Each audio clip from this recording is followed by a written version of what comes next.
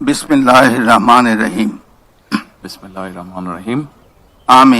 আমি সশ্রদ্ধ চিত্তে তারেক রহমান সশস্ত্র চিত্রে শপথ করিতেছি যে আমি আইন অনুযায়ী সরকারের প্রধানমন্ত্রী পদের কর্তব্য বিশ্বস্ততার সহিত পালন করিব। আমি বাংলাদেশের প্রতি অকৃত্রিম বিশ্বাস ও আনুগত্য পোষণ করিব। আমি সংবিধানের রক্ষণ, সমর্থন ও নিরাপত্তা বিধান করিব। আমি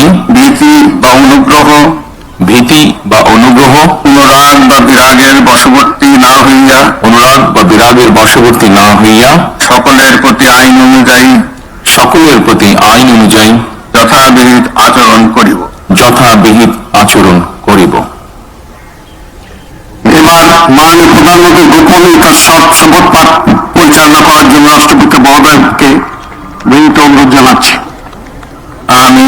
আমি তারেক রহমান সশস্ত্র চিত্রে শপথ করিতেছি যে সরকারের প্রধানমন্ত্রী রূপে যে সকল বিষয় আমার বিবেচনার জন্য আনিত হইবে